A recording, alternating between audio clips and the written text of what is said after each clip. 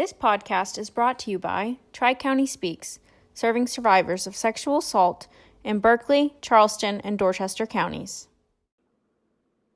Hello, everyone. My name is Brittany Green, and I am the Berkeley County Victim Service Advocate for Tri-County Speaks. And I'm here today for another installment for our Self-Care Sundays Sexual Assault Awareness Month program. So today I want to talk specifically about different ways that you can implement self-care into your daily schedule. The most effective self-care happens when we incorporate it into our routines in our daily lives. Most of us might struggle with developing and implementing a self-care plan. So a great way to make it work and to start out is to do small things every day that contribute to your mental, emotional, physical, and spiritual well-being. So today, I wanted to share a writing prompt with you. Writing, along with therapy with a licensed mental health professional, can be very helpful in managing thoughts and feelings about traumatic experiences.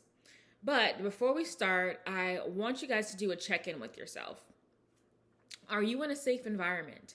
Are you emotionally in a place to think about self-care and what that looks like for you? Do you have enough time to do this activity? Are there people around you to provide support if that's something that you need as you're doing this?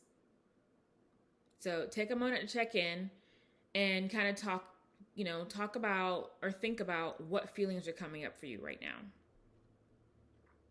If right now is not a good time, it's okay to save this video for later. Or if you need to talk with someone about the things that you're feeling, Tri-County Speaks has a hotline that is available 24/7, and that can be reached at 843-745-0144. Now, if you've decided that it is okay for you to continue doing this activity, let's go ahead and start. So for today's self-care, I want you to think about what radical self-care would look like for you. And what I mean by that is if money and time were no object in an ideal and perfect world, what kind of self-care would you do? This can look like setting time aside every day to do something that is relaxing for you, like learning a new skill or reading or exercise. It can be setting aside a day or two a month where you're only focusing on yourself, maybe taking time off from work or having some time away from your family. This can look like planning vacations or setting goals for your future. This can be sitting with your feelings, identifying and developing plans for how to manage stressful situations and emotions when they come up for you. So at this point, you can pause the video and give yourself a few minutes to think about what effective self-care looks like for you in an ideal situation.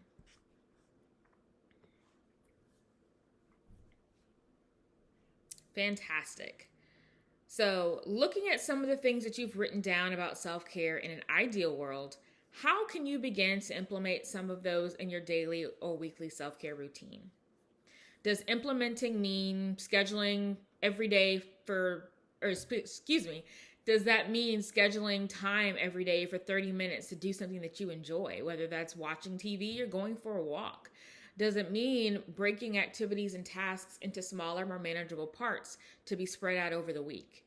That could also look like limiting your time on social media or watching the news if that becomes too stressful for you.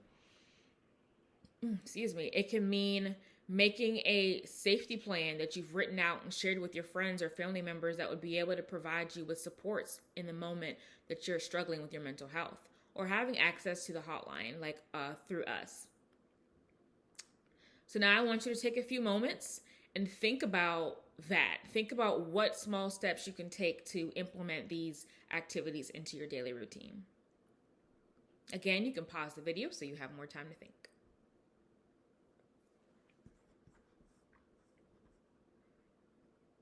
Okay, so now that you guys have identified what self-care looks like in a perfect world and how you can start implementing those things into your daily life, I want you to think about what are some self-care activities that you're already doing. Sometimes we can get so focused on what we're not doing and what we need to do more that we forget that we're already doing small things to promote health in our mental wellness already. Sometimes it's having a set time that you're going to be in bed by every night. Maybe picking out something to read, or it's just a small activity that you can do to kind of decompress from your day and get your body prepared for sleep. That can mean making sure that you're taking advantage of your schedule, as far as making sure that you're eating your meals and that you're eating well, for whatever that means for you. That can mean going to therapy, or even getting online to watch and participate in this video today is something to be proud of. Self-care is not easy, and it's not really something that we talk about a lot in Western culture. And so making sure that you're honoring yourself and your well-being, and being proud of yourself, and taking that time out to care about you and make sure that you are doing well. So I appreciate you guys all for participating. You can share your self-care tips in the comment section and any other questions that you may have. Our hotline, again, is available 24/7 at 843-745-0144. Thank you for participating. See you next time. Bye-bye.